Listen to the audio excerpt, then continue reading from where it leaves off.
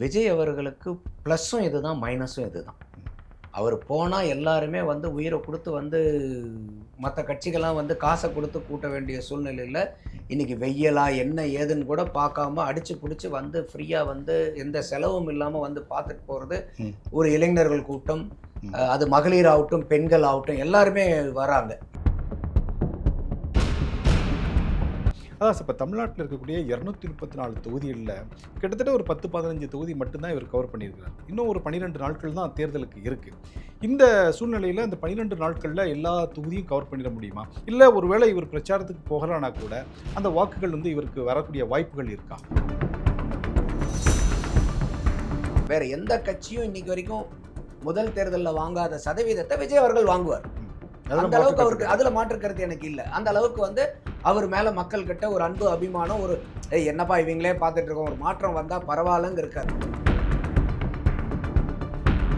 விஜயை பயன்படுத்தி சும்மா சொல்லக்கூடாது. காங்கிரஸ் இந்த தடவை திமுகவுக்கு தண்ணி காமிச்சிட்டாங்க. ஆனா இன்னைக்கு வரைக்கும் ராகுல் காந்தி அவர்கள் ஒத்த ட்வீட் போட்டிருக்காரு. இன்னைக்கு வரைக்கும் நாங்க திமுக கூட்டணி, அண்ணா காங்கிரஸ் கூட்டணி நல்லபடியா அமைஞ்சிருக்கு, இது வந்து எங்களுக்கு வந்து எந்த முரண்பாடும் இல்லை, இந்த தேர்தலில் நாங்கள் ஜெயிப்போம், இது வரைக்கும் ஏதாவது ஒத்த வார்த்தை? பிடிக்காத பொண்ணு மாப்பிள்ளைய கல்யாணம் பண்ணி வச்சிங்கன்னா எப்படி இருக்கும்? அந்த மாதிரி இன்னைக்கு வந்து திமுகவும் காங்கிரஸுடைய கூட்டணி இருக்கு. அப்போ இதில் வந்து இதை பிடிக்காதவங்க கட்டாயமாக காங்கிரஸ்குள்ளாரே இருக்கிறவங்களுக்கே காங்கிரஸ்காரங்களுடைய ஓட்டு கிடைக்காது. ஒன்று, திமுக கண்ணில் விரல விட்டு காங்கிரஸ் ஆட்டினால, மிரட்டி 28 வாங்கினால திமுக ஓட்டும் காங்கிரஸ்க்கு போகாது. இன்னைக்கு தேமுதிக உள்ளார வந்து கம்யூனிஸ்டுகளை சீரழிச்சது, மார்க்சிஸ்ட் கம்யூனிஸ்டை சீரழிச்சது, விடுதலை சிறுத்தைகளை நசுக்கிருச்சு. அப்போ இன்னைக்கு அத்தனை பேரும் வந்து பார்த்தீங்கன்னாக்கா போய் அந்த தேமுதிகவை உள்ளார இழுத்து போட்டனால இன்னைக்கு அத்தனை கட்சிகளும் பெரிய முடக்கல்ல இருக்கு. அதனால தான் விஜய் அவர்கள் வெளிப்படையாக சொல்றாரு, இது கல்லாப்பட்டி கூட்டணி, நீங்க வந்து கொள்கை கூட்டணி கிடையாது. கல்லாப்பட்டினா காசை கொடுத்து நீங்க கூட்டணியா வச்சிருக்கீங்க, குத்தகை கெடுக்கிறீங்க கட்சியை. அப்ப அதை வந்து அவர் சொல்றதுல நியாயம் இருக்க மாதிரி தானே இருக்கு.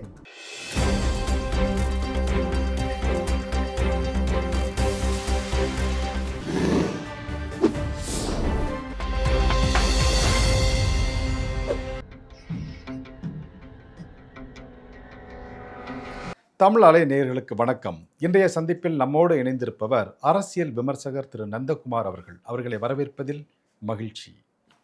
வணக்கம் சார். வணக்கம் ரமணி. வணக்கம் சார். தமிழ்நாட்டில் சட்டசபை தேர்தல் வந்து இன்னும் ஒரு 10-12 நாட்களில் நடக்க உள்ளது. இந்த பிரதான கட்சிகள் வந்து பிரச்சாரத்தை வந்து தீவிரமாக இறங்கி செயல்பட்டு இருக்காங்க.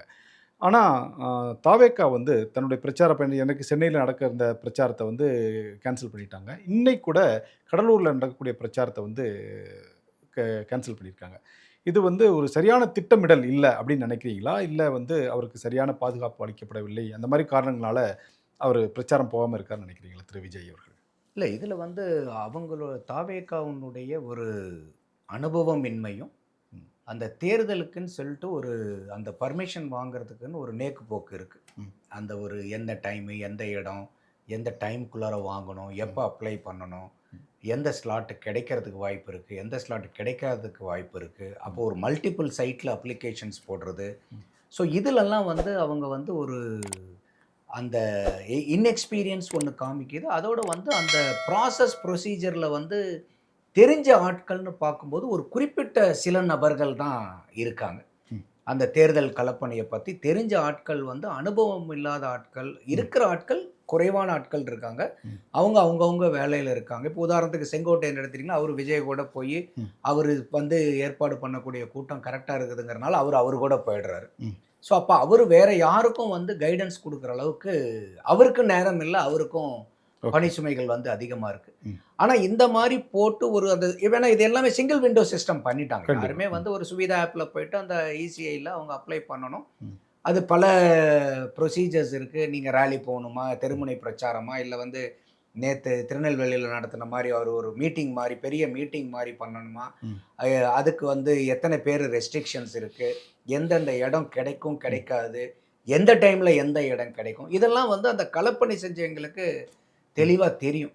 ஸோ அவங்களுடைய அந்த ப்ராசஸ்னுடைய அண்டர்ஸ்டாண்டிங்கும் லேக்கிங்காக இருக்குது, இன்எக்ஸ்பீரியன்ஸ். இது ரெண்டும் சேர்றதுனால வந்து பார்த்திங்கன்னா அவங்களால ஒரு பெரிய அப்ரூவல்ஸில் வந்து பெரிய வாங்குறதுல சிரமம் இருக்குது. நீங்கள் சொன்னீங்க சென்னை, அதில் அவங்க சொல்கிற குற்றச்சாட்டு என்னென்னா, முதல்ல ஒரு 6 மணி நேரம் விண்டோ கொடுத்துருந்தாங்க. அப்புறம் திடீர்னு வந்து பார்த்தீங்கன்னா 1 மணி நேரம் விண்டோவை சுருக்கிட்டாங்க. ஏன் 1 மணி நேரம் வந்து பேசிட்டு போங்களேன். நீங்கள் பேசுகிறது வந்து ஒரு 15 நிமிஷம் 20 நிமிஷத்துக்கு மேலே நீங்கள் பேசுறது இல்லை. மற்ற சீமான் மாதிரி ஆட்கள்லாம் அவங்களுக்குலாம் 1.5 மணி நேரம் 2 மணி நேரம் வேணும்.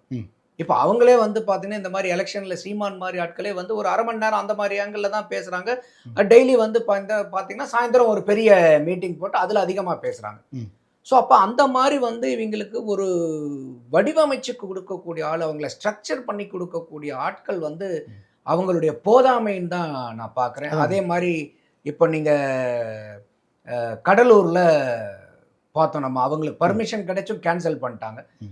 காரணம் என்னன்னாக்கா, இப்போ கடலூரில் போய் இவர் பேசினார்னா பாண்டிச்சேரியில் இருக்கிறாலாம் ஓட்டு போடாமல் விஜய் பார்க்கறதுக்காக வந்துடுவாங்க. அப்போ வந்து இன்னைக்கு ஓட்டு போடுறது முக்கியமா விஜயை பார்க்கறது முக்கியமான அவருடைய ரசிகர்கள் அவருடைய தொண்டர்களுக்கு விஜயை பார்க்கறதா முக்கியம், ஓட்டு போடுறது கூட அப்புறம் தான் சொல்லிட்டு அளவுக்கு தான் இருக்காங்க. அப்போ வந்து நம்மளே நமக்கு ஆப்பு வச்சுக்க கூடாதுங்கிறதுல தான் அவங்க வந்து கடலூரை வந்து கேன்சல் பண்ணியிருக்காங்க.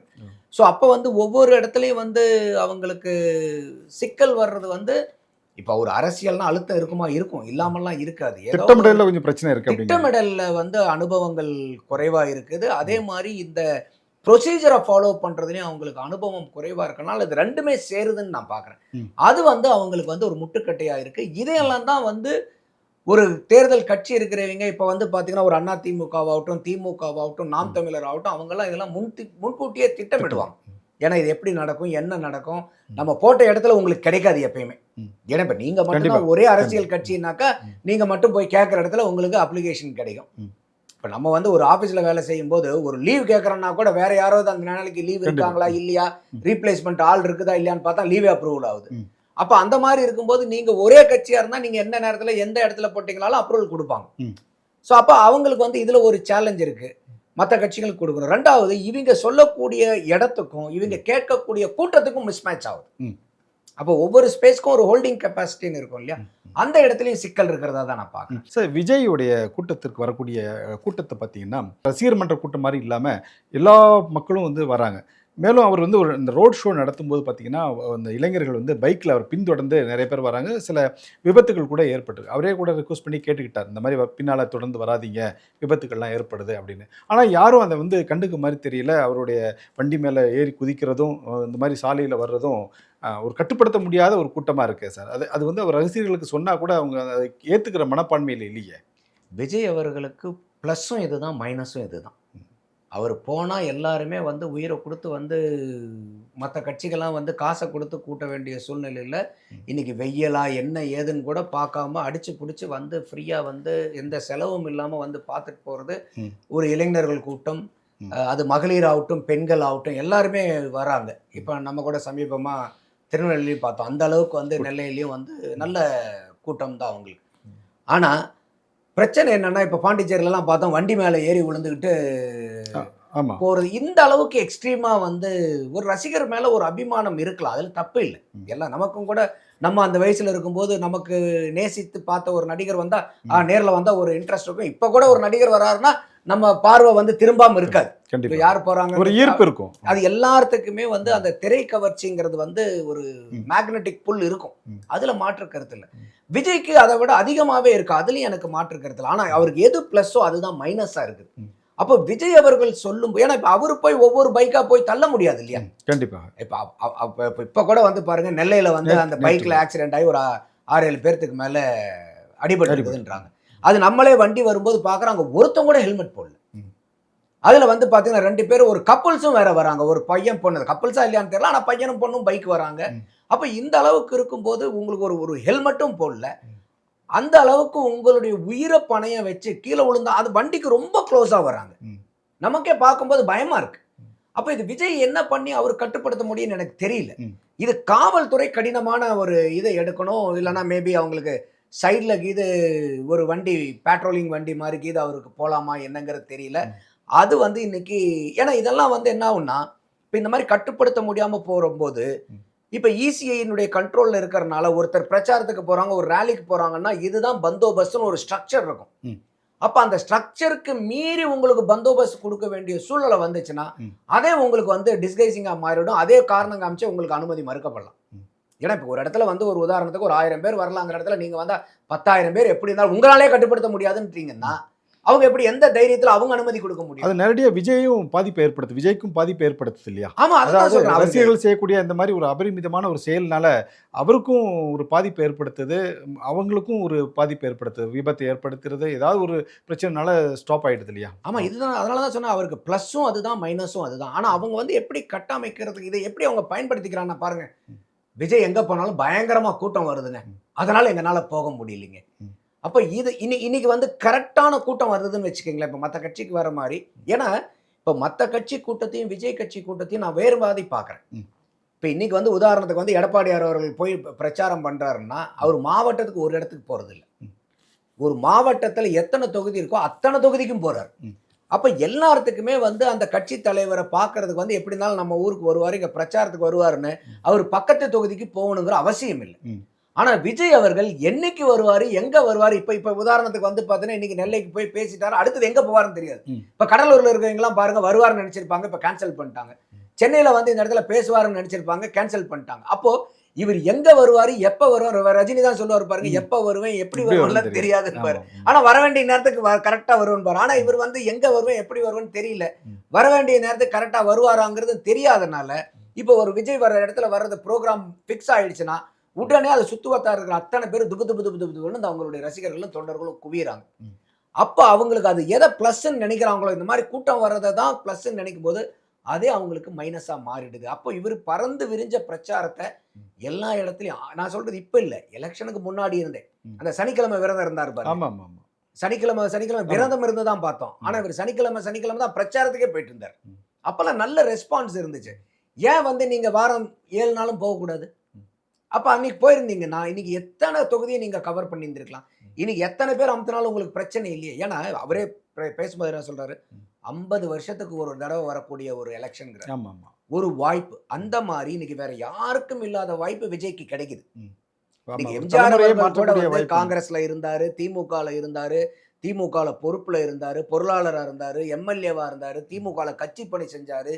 வெளியே வந்து திமுகவினுடைய அத்தனை பிரச்சனைகளுக்கும் ஃபேஸ் பண்ணி மீண்டு வந்தார். அவ்வளவு தூரம் அவளுக்கு வந்து காலம் எடுத்துச்சு. விஜய் அவர்களுக்கு இன்னைக்கு வந்து மக்கள் கிட்ட வந்து ஏகோபித்த வரவேற்பு இருக்கு, அதுல மாற்று கருத்தே இல்லை.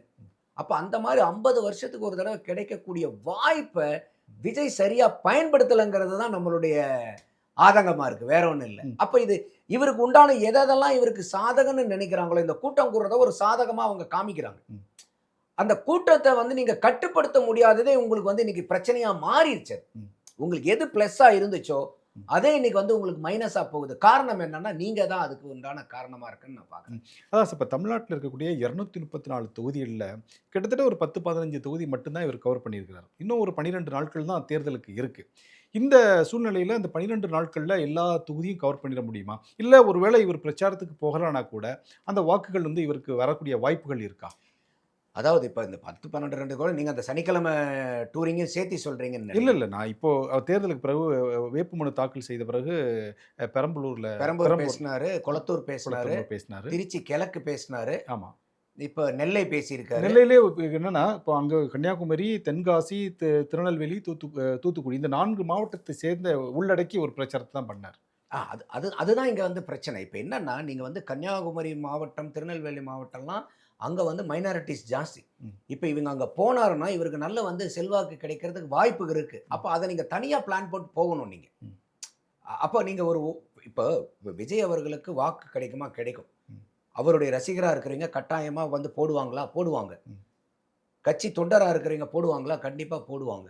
ஆனா அந்த வாக்கு நீங்க வெற்றி சொல்றதுக்கு உங்களுக்கு பிரயோஜனப்படுமா? இப்போ கூட இப்போ நெல்லையில வந்து இது பண்ணும்போது அத்தனை பேரும் பார்த்தீங்கன்னாக்கா அந்த தாவேக்கா உடைய தொண்டர்களா இருப்பாங்க, இல்லைன்னா விஜயனுடைய ரசிகர்களா இருப்பாங்க. பொதுமக்களை சந்திக்கிறதுக்கு வாய்ப்பு கிடைக்குதா? அப்போ அவங்க அந்த அந்த சுத்தி அவங்களுக்குள்ளாரையே சுத்திட்டு இருக்கே ஒழிய நீங்க வந்து இன்னைக்கு வெளியே வேற கட்சிகளுக்கு போற வாக்காளர்களை நீங்க போய் சந்திக்கணும் இல்லையா? அந்த சந்திப்புல தானே நீங்க வந்து மக்களை வந்து நீங்க டிரான்ஸ்ஃபர் பண்ண முடியும். போன தடவை போட்ட பார்ட்டிக்கு இந்த தடவை எங்களுக்கு போடுங்கிறத நீங்க அப்படித்தானே ஷிஃப்ட் பண்ணணும். இப்ப நீங்க திமுகவுக்கோ நடக்குது, அப்படித்தானே நடக்குது. திமுகவுக்கோ அதிமுகவுக்கோ ஒரு அடிப்படை பேஸ் வந்து ஒரு 20-25% அவங்களுடைய வாக்கு வங்கி எவ்வளவு மோசமா போனாலும் அது கிடைக்கும். ஆனால் அதை வச்சு அவங்களால ஜெயிக்க முடியுமா? ஜெயிக்க முடியாது. மீதி கிடைக்கக்கூடிய அந்த 15% அந்த பொதுமக்களுடைய வாக்கு சில நேரத்தில் இங்கே வாக்களிப்பாங்க, சில நேரத்தில் அப்படி மாற்றி வாக்களிப்பாங்க. அப்போ அந்த ஒவ்வொரு கட்சியினுடைய எண்ணப்பாடுகளும் செயல்பாடுகளும் இந்த ஸ்விங் ஓட்டர்ஸை மாத்துறதுல தான் அவங்களுக்கு கான்சென்ட்ரேஷன். இப்ப திமுக என்ன பிரச்சனை பண்ணாலும், என்ன அட்டூழியம் பண்ணாலும் திமுக காரங்க திமுக போடுவாங்க. அண்ணா திமுக என்ன பண்ணாலும் அண்ணா திமுக காரங்க அண்ணா திமுக போட்டுருவாங்க. ஆனா வெற்றி பெறங்கிறது பொதுமக்கள் யாருக்கு போடுறாங்க? நியூட்ரல் ஓட்டு தான் நியூட்ரல் ஓட்டர்ஸ் எங்க டிரான்ஸ்ஃபர் ஆகுது? அப்ப அந்த மாதிரி அந்த ஓட் டிரான்ஸ்ஃபரை விஜய் அவர்களுடைய பிரச்சாரம் இப்ப ஏற்கனவே அப்பா விஜய் ஒரு மாற்றமா வராருப்பா அவருக்காக போடலாம்னு நினைக்கிறீங்க, அப்படியே போடுவாங்க. ஆனா அதுக்கு மேல இங்க இருக்குது அங்க, ஏன்னா இப்ப நீங்க எடுக்க போற ஓட்டு ஏற்கனவே இருக்கிற கட்சிகிட்ட இருந்தா எடுக்க போறீங்க. புதுசா நீங்க வந்து பக்கத்து மாநிலத்துல இருந்து கொண்டாந்து விட போறது இல்ல. கண்டிப்பாக. அப்ப ஏற்கனவே இதுல எஸ்ஐஆர்ல வேற வந்து சற்று ஏறக்குறைய ஒரு 67 லட்சம் வாக்கு பக்கமா போயிருக்குது. அப்போ உனக்கு 5 கோடி 70 லட்சம் பேர் தான் வாக்காளர்கள். அப்ப இதுக்குள்ளாரதான் நீங்க எப்படி இருந்தாலும் பிரிச்சாகணுங்கும் போது போன தடவை சற்று ஏறக்குறைய 13% 73% வாக்குப்பதிவு. இப்ப எஸ்ஐஆர்ல மட்டும் 11% வெளியே போயிடுச்சு. அப்ப நீங்க பேஸே இன்னைக்கு 84. இப்ப நீங்க அந்த பேஸ் ரிமூவ் பண்ணதை பாத்தீங்கன்னா 84, 73 + 11 போட்டீங்கன்னா 84. இப்ப விஜய் வரனால அது வந்து என்ன 99க்கு போயிடுமா என்ன போலிங் பர்சன்டேஜ்? அப்போ எங்கேயோ யாருக்காவது போடுறீங்கள நீங்க கன்வெர்ட் பண்ணணும். அப்போ அவங்களுடைய ஸ்விங் ஓட்டை தான் நீங்க வந்து டிசைடிங் ஓட்டு. அப்போ அதனாலதான் சொல்றேன், இப்ப விஜய்க்கு ஒரு பேஸா வந்து பாத்தீங்கன்னா ஒரு 10 இருந்து 20% வாக்கு கிடைக்கிறதுக்கு பிரதானமான வாய்ப்பு இருக்கு. ஆனா நம்மளுடைய system first past the post system. அப்போ இவருக்கு கிடைக்கக்கூடிய இந்த வாக்கு சதவீதம் தேர்தலில் எம்எல்ஏ சீட்டுகளை அதிகமான எண்ணிக்கையில் வெற்றி பெற அளவுக்கு இவருக்கு உதவுமானா இப்ப இருக்கக்கூடிய இவருடைய பிரச்சார யுக்திகள் வந்து அதுக்கு ரொம்ப பலகீனமாக தான் இருக்குன்னு நான் பார்க்குறேன். ஆனால் சார், நம்ம அவருடைய கூட்டத்துல எல்லாம் பார்க்கும்போது ஒரு பிரம்மாண்டமான கூட்டம். அதாவது இப்போ அதிமுகவும் சரி திமுகவும் சரி அவங்க பிரச்சாரத்துக்கு போனான்னா திரு நாஞ்சில் சம்பத் அவர் தான் சொல்லுவார், ஒரே வெள்ளை வெள்ளையா தேவதைகளாக தெரியுறாங்க, அப்படி எல்லாமே வந்து கூட்டு வரப்பட்ட கூட்டம். ஆனால் திரு விஜய் அவர்களுக்கு வர கூட்டத்தை பார்த்தீங்கன்னா இளைஞர்களும் பெண்களும் அவருக்கு வாக்களிக்கக்கூடிய ஆர்வமாக வரக்கூடியவங்க கூட்டம் அப்படின்னு ஒரு இடத்துல சொல்லுவார்.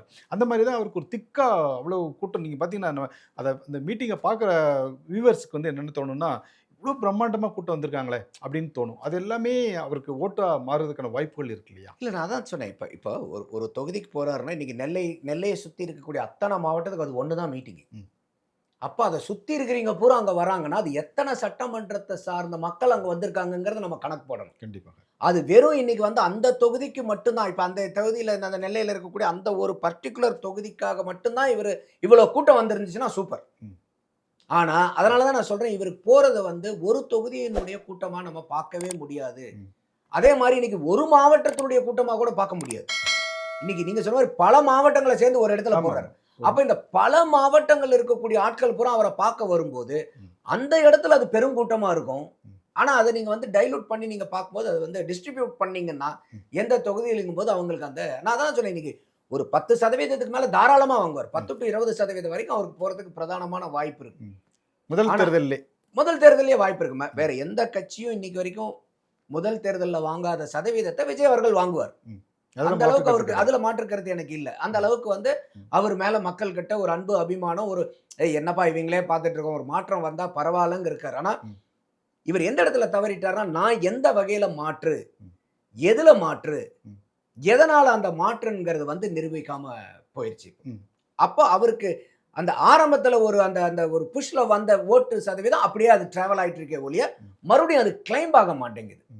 மறுபடியும் அது வந்து மேல போகல, அப்படியே அது அந்த லெவல்லே டிராவல் ஆகிட்டு இருக்கிறதா தான் பார்க்குறேன். Okay sir. சார், நேற்று கூட திருநெல்வேலியில் பேசும்போது அவர் சொல்கிறாரு, ஏன்னா காங்கிரஸ் கட்சி வந்து தாவேக்காவோட கூட்டணியில் வருவாங்க அப்படின்னு ரொம்ப எதிர்பார்த்தாங்க. கடைசி நேரத்தில் அது முடியாமல் அவங்க திமுகவோட ட்ராவல் பண்ண ஆரம்பிச்சிட்டாங்க. இப்போ அவர் என்ன சொல்கிறாருன்னா, உண்மையான அதாவது காங்கிரஸ் கட்சிக்காரர் வந்து தாவேக்காவில் தான் இருக்காங்க, நீங்கள் வந்து அவங்கள மற்ற காங்கிரஸ்காரங்களை நீங்கள் விலை கொடுத்து வாங்கிட்டீங்க மாதிரி ஒரு நரேட்டிவ் வந்து சொல்கிறார் மறுபடியும். அதை எப்படி பார்க்குறீங்க சார்? அது வந்து இந்த டீலை பேசினா ஐயா சிதம்பரத்துக்கிட்டையும் செல்வ பிறந்தகிட்டையும் தான் கூப்பிட்டு கேட்கணும், ஏங்க எவ்வளோங்க பெட்டி வாங்குனீங்க விஜய் சொல்கிறாரு. ஏன்னா ஐயா சிதம்பரம் தான் போய் ஆமாம் ஃபைனல் பண்ண. அதே மாதிரி செல்வ பிறந்தகர் தான் ஆரம்பத்துலேருந்து ஒத்த காலில் நின்னாரு, திமுக கூட தான் போய் ஆகணும். ஆனால் விஜய் சொல்கிறதுல உண்மை இல்லாமல் இல்லை. பெட்டியை எனக்கு தெரியல. ஆனால் காங்கிரஸ் ரொம்ப ரொம்ப இன்னைக்கு வரைக்கும் நீங்கள் நல்ல ஆழமான காங்கிரஸ்காரங்களை கூப்பிட்டு பார்த்து காங்கிரஸுடைய கட்சி நலன் சார்ந்து இருக்கக்கூடிய ஆட்களில் பெருவாரியான ஆட்கள் வந்து எங்க தாவேக்கா கூட போனதாங்க பரவாயில்ல. ஏன்னா இன்னைக்கு வரைக்கும் சத்தியமூர்த்தி பவனில் கூட அவர் கிரீஷ் சோடங்கர் வந்தபோது திமுக கூட்டணியில் இருக்கலாமான்னு நம்ம எடுக்கல, தாவேக்காக்குள்ள போலாமா வேண்டாமான்னு அவங்க ஆளுங்களை பூரா பகுதியாக கூப்பிட்டு அங்கே சர்வே மாதிரி பண்ணாங்க. பெரும்பகுதியை வந்து தாவேக்கா கூட போலான்னு தான் பிளான். தாவேக்கா கூட போலான்ட்டு தான். ஆனால் காங்கிரஸ் என்ன பண்ணிருச்சுனாக்கா, இவங்களுடைய அரசியல் நடவடிக்கை எப்படி இருக்குது என்னதுன்னு தெரியல. கடைசியில் இவங்கள தாவேக்காவை பழகாய பயன்படுத்தி ஒரு பீகார் தேர்தல் வந்ததுக்கு அப்புறம் காங்கிரஸ் 18ல் சுருட்டிடணும்னு திமுக பேசிட்டு இருந்தாங்க. காங்கிரஸ்க்குலாம் பழைய சீட்லாம் கொடுக்கக்கூடாது, அவங்க வந்து ஜெயிச்ச சீட்டை மட்டும்தான் கொடுக்கணும். அந்த 18ல் கூட நடுவில் பை எலெக்ஷனில் ஈரோடு கிழக்க பிடுங்கிட்டாங்க. அதனால வந்து இவங்களுக்கு இது கொடுத்தாவே பெரிய விஷயம். ஆனால் விஜயை பயன்படுத்தி சும்மா சொல்லக்கூடாது. காங்கிரஸ் இந்த தடவை திமுகவுக்கு தண்ணி காமிச்சிட்டாங்க. ஒவ்வொருத்தரும் திமுகலேருந்து பாருங்க, கடைசியில் வந்து அம்மையார் கனிமொழி அவர்களே டெல்லியில் போய் ராகுல் காந்தி அவர்களை சந்தித்து பேச வேண்டிய சூழல் வந்துருச்சு. ஆனால் இன்னைக்கு வரைக்கும் ராகுல் காந்தி அவர்கள் ஒத்த ட்வீட் போட்டிருக்காரு. இன்னைக்கு வரைக்கும் நாங்கள் திமுக கூட்டணி காங்கிரஸ் கூட்டணி நல்லபடியாக அமைஞ்சிருக்கு, இது வந்து எங்களுக்கு வந்து எந்த முரண்பாடும் இல்லை, இந்த தேர்தலில் நாங்கள் ஜெயிப்போம், இது வரைக்கும் ஏதாவது ஒத்த வார்த்தை? ஆமாம், அதான் என்னுடைய கேள்வியும் அதுவாக தான் இருந்துச்சு. ஏன்னா பாண்டிச்சேரிக்கு வந்தார், அது சென்னை வழியாக தான் பாண்டிச்சேரிக்கு போனார். பாண்டிச்சேரியில் பிரச்சாரம் பண்ணால் பாண்டிச்சேரியும் திமுகவும் காங்கிரஸ் தான் கூட்டணி. ஆனால் ஒரு இடத்துல கூட வந்து அவர் திமுகவை குறிப்பிட்டு பேசல அப்படிங்கிற ஒரு வருத்தம் காங்கிரஸ் திமுக கட்சிக்காரங்களுக்கு அங்கே இருக்குது. அதே மாதிரி சென்னை தமிழ்நாட்டில் என்னன்னா, இப்போது ராகுல் காந்தி பிரச்சாரத்துக்கு வருவாரா மாட்டாரா அப்படிங்கிற ஒரு கேள்வி இருக்கு. அதை எப்படி அதான் சொல்றேன். அப்போ விஜய் சொல்றது இதுல தான் உண்மையா இருக்குது. அப்ப ராகுல் காந்திங்கிறத அவர் வந்து உண்மையான காங்கிரஸ்ன்னு சொல்றாரு போல இருக்கு. ஏன்னா ராகுல் காந்தி அவர்களுக்கு பிரதானமா வந்து விஜய் கூட போகணுங்கிறதுல தான் அவருக்கு விருப்பம். அப்ப காங்கிரஸ் திமுக கூட போனதுல அவருக்கு விருப்பம் இல்லை. அப்ப அவர் சொல்றது வந்து உண்மையான காங்கிரஸ், ராகுல் காந்தி வந்து எங்களோட இருக்கிறாரு, உங்களோட வந்து நீங்க பணப்பட்டி கல்லாப்பட்டி கூட்டணியா வச்சிருக்கிறீங்க, நீங்க பணப்பைய கொடுத்து வச்சு காங்கிரஸை முடிச்சிட்டீங்க அப்படிங்கும்போது இதுல வந்து அவருக்கு அந்த பணத்தை பார்ட்ட தவிர நமக்கு தெரியாது. ஆனால் காங்கிரஸ் வந்து பிளவுபட்டு தான் இருக்குது, அதில் ஒன்றும் மாற்றுக்கிறதே கிடையாது. பெரும்பாலான காங்கிரஸ் வந்து தாவேக்கா கூட போனால் காங்கிரஸ் வந்து தமிழ்நாட்டில் மீட்டுருவாக்கம் செய்யப்படும், புது ரத்தம் பாய்ச்சப்படும். இன்னும் அவங்க இது மாதிரி ட்ராவல் பண்ணும்போது ஒரு குறுகிய காலகட்டத்தில் நம்ம திருப்பி பழைய மாதிரி ஒரு ஆளுங்கட்சியாக வர்றதுக்கு ஒரு பிரதானமான வாய்ப்புகள் இருக்குது. ஏன்னா திமுக கிட்ட அவங்களுக்கு என்ன பெரிய வருத்தம்னா, அவங்க வந்து ஒரு மதிக்கிறது கூட கிடையாது காங்கிரஸ்காரங்க. ஜெயித்த பிறகு அவமரியாதை பண்றாங்க, மதிக்கலைங்கிறது கூட அடுத்தது அவமரியாதை செய்யறாங்கிறது அங்க இருக்கிறவங்களுக்கு ஒரு பெரிய இதா இருந்துச்சு. அப்போ இன்னைக்கு நம்மளே பெரிய அளவுக்கு காங்கிரஸ் கட்சியில எல்லாம் பார்க்கும்போது அவங்க தாவேக்கா கூட போலான்னு தான் சொல்லிட்டு இருந்தாங்க. வேற வழியே இல்லை. இப்ப எப்படி பிடிக்காத பொண்ணு மாப்பிள்ளைய கல்யாணம் பண்ணி வச்சிங்கன்னா எப்படி இருக்கும், அந்த மாதிரி இன்னைக்கு வந்து திமுகவும் காங்கிரஸுடைய கூட்டணி இருக்கு. அப்ப இதுல வந்து இது பிடிக்காதவங்க கட்டாயமா காங்கிரஸ்குள்ளாரே இருக்கிறவங்களுக்கே காங்கிரஸ்காரங்களுடைய ஓட்டு கிடைக்காது. ஒண்ணு, திமுக கண்ணுல விரல விட்டு காங்கிரஸ் ஆட்டினால மிரட்டி 28 வாங்கினால திமுக ஓட்டும் காங்கிரஸ்க்கு போகாது. தேமுதிக வேற ஒரு பிரச்சனை, அந்த கூட்டணிக்குள்ளார ஏற்கனவே மறுபடியும் ஏகப்பட்ட பிரச்சனை இருக்கும்போது இந்த காங்கிரஸ் வந்து விஜய்க்கு சொல்ற மாதிரி பெரும்பாலான காங்கிரஸ்வாதிகள் வந்து விஜயத்தான் ஆல்டர்னேட்டிவா பாக்குறாங்க, திமுகவை அவங்க பார்க்கலங்கிறது உண்மைதான். ஓகே சார், அவர் சொல்லும்போது கூட ஒரு விஷயத்தை குறிப்பிட்டாரு, இந்த கல்லாப்பட்டி கூட்டணியில் சலசலப்பு ஏற்பட்டிருக்கு, இதனால வந்து யாருக்கு ஓட்டு போடணுங்கிற ஒரு இது வரும்போது தாவிக்காக்கு தான் ஓட்டு போடுவாங்க அப்படிங்கிற மாதிரி ஒரு விஷயத்த சொல்றாரு. ஆமாம், என்னென்னா இப்போ உதாரணத்துக்கு காங்கிரஸ் இந்த பிரச்சனையை ஆரம்பிக்கிறதுக்கு முன்னாடி வரைக்கும் டெய்லி காலையில் அந்த கட்சிக்காரங்க வந்து டிவிக்கு வந்தாங்கன்னா நாங்கள் எங்கள் கூட்டணி இன்டாக்டில் இருக்குன்னு சொல்லாமல் வீட்டுக்கு போக மாட்டாங்க. ஆனால் காங்கிரஸ் வந்து இந்த எங்களுக்கு ஆட்சியில் பங்கு வேணும்னு சொன்னதுலேருந்து, அதிகமான சீட்டு வேணும்னு சொன்னதுலேருந்து அவங்களுக்கு பெரிய குடைச்சல் அந்த கூட்டணியில். அதுக்கப்புறம் வந்து பார்த்தீங்கன்னா காங்கிரஸை எப்படி சமாளிக்கிறதுங்கிறதுக்காக தேமுதிக உள்ளார போட்டாங்க. அவங்க வந்து 2021 வெறும் 2 லட்சம் வாக்கு, 60 சீட்டு போட்டி போட்டு 0.45% தான் வாங்கி, 0.43 தான், 5 கூட இல்லை, ஓகே 0.43% வச்சு போட்டியிட்ட 60 தொகுதியில் ஒரு தொகுதியில் கூட 2வதா வரல, வெறும் 2 தொகுதியில் தான் 3வதா வந்தது. அப்போ அந்த மாதிரி கட்சியை கூப்பிட்டு ஒரு ராஜ்யசபா உறுப்பினர் 10 சீட்டுக்கு மேலே, ஏன்னா அம்மையார் பிரேமலதா லேட்டர் டேஸில் சொல்கிறாங்க இந்த கூட்டணிக்கு நாங்களும் தியாகம் பண்ணியிருக்கோம், ஏன்னா 10 சீட்டுக்கே நாங்கள் ஒத்துக்கிட்டோம். அப்போ அவங்க கூப்பிட்டது வந்து ஜாஸ்தியாக கூப்பிட்டுருக்காங்க. அப்போ அந்த அளவுக்கு போனனால இன்னைக்கு தேமுதிக உள்ளார வந்து கம்யூனிஸ்டுகளை சீரழிச்சது, மார்க்சிஸ்ட் கம்யூனிஸ்டை சீரழிச்சது, விடுதலை சிறுத்தைகளை நசுக்கிருச்சு. மதிமுகவுக்கு வந்து 3 தொகுதி உதயசூரியன் சின்னத்துல, 1 தொகுதி உங்க சின்னத்துல நிற்ப, அதுவும் இல்லாம போச்சு. அப்போ இன்னைக்கு அத்தனை பேரும் வந்து பாத்தீங்கன்னாக்கா போய் அந்த தேமுதிகவை உள்ளார இழுத்து போட்டனால இன்னைக்கு அத்தனை கட்சிகளும் பெரிய முடக்கல்ல இருக்கு. அதே மாதிரி வேல்முருகன் அண்ணன் அவர்கள் வந்து இவங்க கூட்டணியே வேண்டாம்னு வெளியே போயிட்டாரு. கமலஹாசன் அவர்கள் இந்த அவரு சும்மா அவங்களுக்கு வேலை பார்த்து கொடுக்குறேன், என்ன காரணம்னாக்கா அவர் வந்து சீட்டும் அவர் கேட்குற சீட்டை கொடுக்கல, சிம்பலும் நாங்க எங்க சிம்பலத்தில் நிக்கிறோம். அப்புறம் நாங்க இது நின்னா என்ன கவுண்டமணி சொல்ற மாதிரி 6 மணிக்கு மேல நீ விளக்கு அணைச்சா என்ன அணைக்கலனா என்னங்கிற மாதிரி இனிமேல் நீ கொடுக்குற சீட்ல நான் நின்னா என்ன நிக்காட்டி என்னங்கிற அளவு கமலஹாசன் போயிட்டு இதுக்கு வந்து நான் சும்மாவே வேலை பார்த்து கொடுத்துட்டு போயிடுறேன். அதான் இப்ப படம் கிடம் ஏதாச்சும் எடுத்தா அதுல இது பாத்துக்கலாம். ராஜ்யசபா கொடுத்ததுக்கு ஒரு நன்றி கடனா ராஜ்யசபா சீட்டு கொடுத்ததே நீங்க பெருசுங்கிற அளவுக்கு வந்துட்டாரு அவர் கமலஹாசன் அவர்கள். அப்ப இதெல்லாம் விஜய் மென்ஷன் பண்றது நியாயமான மென்ஷனிங் தான்.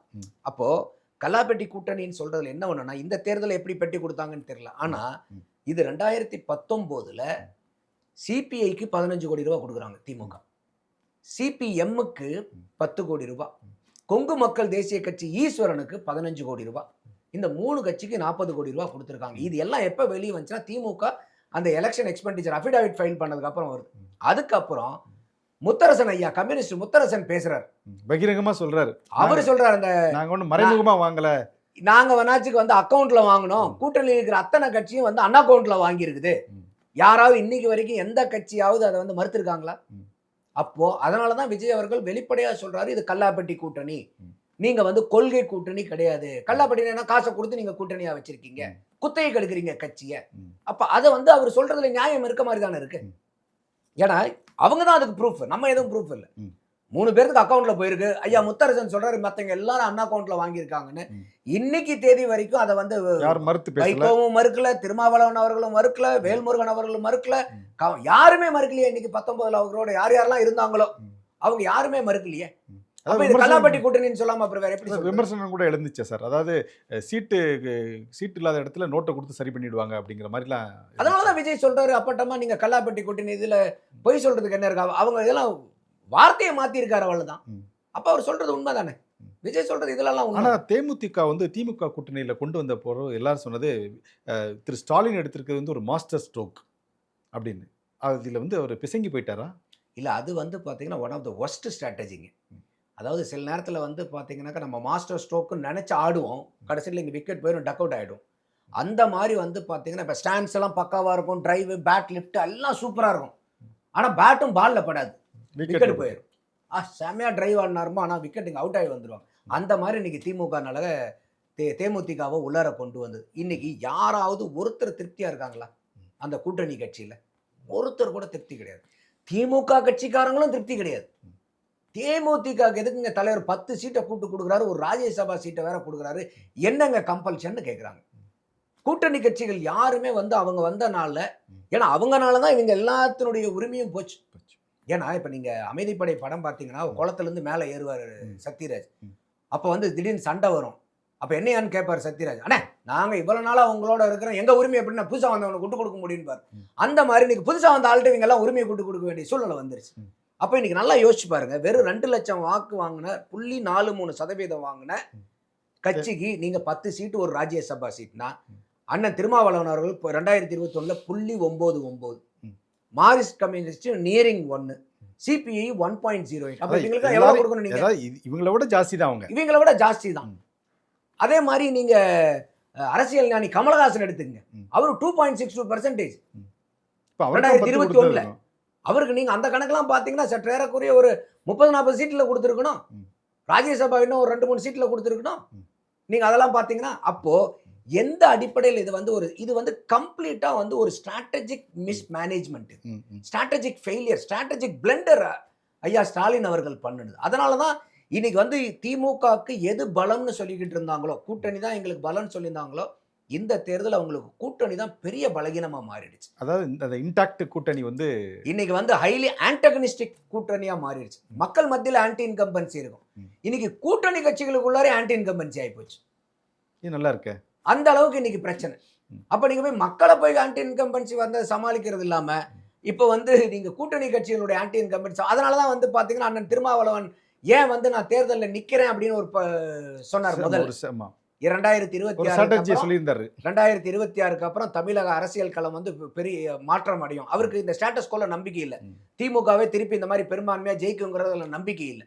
அதனாலதான் உடனே அதுக்கு அடுத்த நாள் பார்த்தீங்கன்னா கூட்டணி கட்சி தலைவர்கள் பூரா இவர் திருவாரூர் போய் அந்த பிரச்சாரத்தை ஆரம்பிக்கிறது முன்னாடி எல்லா கட்சியும் கூட்டி தலைவர்களை பூரா அறிவாலயத்தில் மீட்டிங் போட்டது எதுக்காக?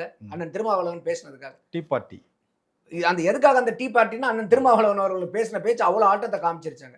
அதனால அவர் மேல ப்ரெஷரை போட்டு அதை போட்டு திருப்பி அவர் வந்து வித்ட்ராயல் பண்ணி எங்கேயோ இருக்கக்கூடிய கட்சிக்கு அவர் கட்சிக்கு சீட்டை கொடுக்க முடியாம காங்கிரஸ் கட்சியில் இருக்கக்கூடியவரை போய் தேடி பிடிச்சி அவரு எனக்கு சீட்டு கொடுத்துருக்காங்களே எனக்கே ஏன்னு தெரியலைங்க நானே காங்கிரஸ்காரங்கன்றார் அவர். அப்ப யாருக்கோ எங்கேயோ ஒன்று போய் எவ்வளோ குளறுபடிகள் பாருங்க. அப்ப இதுல விடுதலை சிறுத்தைகள் கட்சியில் இருக்கிற யாரோ சந்தோஷமா இருக்காங்களா? மதிமுகல கொடுத்த ஒரு தொகுதியும் அவங்க இப்போ இதில் இருந்து பிடுங்க நீங்க சந்தோஷமா இருக்காங்களா? கம்யூனிஸ்டுகள் வரலாறுலயே நாங்க 6 தொகுதிக்கு கையெழுத்து போட்டதுலன்னு போறோம் 2021 சொன்னாரு. இப்ப அடுத்த ரெக்கார்டு கிரியேட் பண்ணிருக்காங்க. இப்ப வரலாறுலயே 5க்கு கையெழுத்து போடாதீங்க போட்டிருக்காங்க.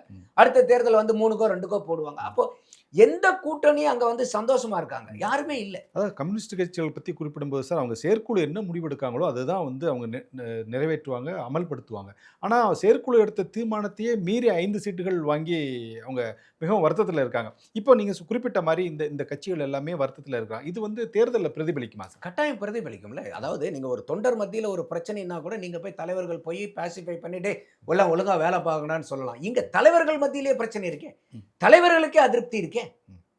அப்போ அப்போ அப்போ இப்போ இது வந்து அந்த தலைவர்களே அதிருப்தி இருக்கும்போது அவங்க வந்து எப்படி வந்து பரவாயில்ல நீ நல்லா போய் வேலை பார்ப்பான்னு சொல்லுவாங்க.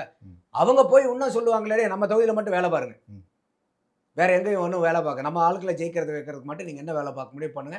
அவங்களெல்லாம் ஒன்றும் பெருசாக இப்போ யாரோ வந்து விடுதலை சிறுத்தைகள் கட்சியோ கம்யூனிஸ்டுகள் 2 கம்யூனிஸ்டுகளோ மதிமுகவோ போய் வந்து தேமுதிக வேலை பார்ப்பாங்கன்னு நினைக்கிறீங்களா? எந்த கட்சியாவது போய் பார்க்குமா? இன்னைக்கு திமுக காரங்க போய் காங்கிரஸ்க்கு போய் வேலை பார்ப்பாங்களா? காங்கிரஸ்காரங்க போய் திமுகவுக்கு வேலை பார்ப்பாங்களா? இல்லை மதிமுகவுக்கு போய் வேலை பார்ப்பாங்களா? இல்லை தேமுதிகவுக்கு வேலை பார்ப்பாங்களா? அப்போ இதை வந்து ஐயா ஸ்ட்ராட்டஜிக்காக பண்ணார்னா அதனால தான் சொல்கிறேன் ஐயா ஸ்டாலின் அவர்கள் செஞ்சது இது ஸ்ட்ராட்டஜிக் பிளண்டர். ரொம்ப இது வந்து ஒரு மோசமான ஸ்ட்ரோக் அவர் ஆடினது. அவருடைய தேர்தலினுடைய ரிசல்ட் பெரிய அளவுக்கு ஏமாற்றமாச்சுன்னா அதுக்கு பெரிய காரணம் இதாக தான் இருக்கும். ஆனால் நீங்கள் எப்படி சொல்கிறீங்க சார்? ஒரு பிளண்டர் மிஸ்டேக் பண்ணிட்டாங்க, அதனால் கூட்டணி வளவளத்து போச்சு. திரு விஜய் அவர்களும் சொல்கிறாரு இது வந்து இந்த கல்லாப்பட்டி கூட்டணி சலசலப்பு ஏற்பட்டுச்சு. ஆனால் அவங்க திமுக தரப்பையும் அவங்க கூட்டணியிலேருந்து சொல்லக்கூடிய விஷயங்கள் என்னென்னா 200 தொகுதிகளுக்கு மேலே நாங்கள் ஜெயிப்போம், மீண்டும் திமுக தான் ஆட்சி அமைக்கும் அப்படிங்கிற கான்ஃபிடென்ட்டாக சொல்கிறாங்களே. ஏன் மேபி மற்ற 200 தொகுதியில் அவங்க நிற்கிற தொகுதியிலலாம் எல்லாரும் வாபஸ் வாங்கிட்டாங்கன்னா தெரியல. அது ஏப்ரல் 9ஆம் தேதி தான் தெரியும் நமக்கு. அவங்க திமுக எங்கெங்கெல்லாம் அந்த நிற்கிதோ அந்த 200 தொகுதியில் வேற எந்த மாற்று கட்சிகளுமே போட்டியிடாம வாபஸ் வாங்கிட்டாங்கன்னா ஜெயிச்சிருவாங்க. அதெல்லாம் மாற்று அனானிமஸாக ஜெயிச்சிடலாம். அனானிமஸா அவங்க மட்டும் ஒரு சிங்கிள் கேண்டிடேட்டா இருந்தாங்கன்னா ஜெயிச்சிடலாம். அதுக்கு மட்டும் தான் வாய்ப்பு. அதுக்கு மட்டும் தான் வாய்ப்பு. ஏன்னா அவங்க நிற்கிறதே 164. அப்போ கூட்டணி கட்சி இல்லாமல் நீங்கள் வந்து 200 வந்து எங்கே போய் தொடுவீங்க? அப்போ அதுக்கெல்லாம் வாய்ப்பு இல்லை. இது வந்து பார்த்தீங்கன்னா பாரதிய ஜனதா வந்து பாராளுமன்றத்தில் சரி சொன்னாங்க பாருங்க, நாங்கள் 400 ஜெயிப்போம். கடைசியில் வந்து 303லேருந்து 240 வந்து நின்னாங்க. அந்த மாதிரி இங்கே வந்து இப்போ நாங்கள் 200 ஜெயிப்போம். இப்போ 133லேருந்து நீங்கள் வந்து பார்த்தீங்கன்னா கம்மியான வந்து சீட்டில் வந்து ரொம்ப மோசமான ஒரு சூழ்நிலைக்கு தான் போக போகுது. அதுக்கு காரணம் அந்த பொருந்தா கூட்டணி தான். அது எது வந்து நான் தான் சொல்கிறேன், எதை வந்து உங்களுடைய பலம்னு நினைச்சிங்களோ அந்த பலமே இன்னைக்கு பலகீனமாக மாறி போய் கிடக்குது. அதை தான் விஜய் அவர்கள் பேசுகிறார். இப்போ விஜய் அதில் பேசுகிறதுல எனக்கு முழு உடன்பாடு தான், அதில் மாற்று கருத்தெல்லாம் இல்லை. ஓகே சார், ரொம்ப நன்றி, வணக்கம். நன்றி ரமணி.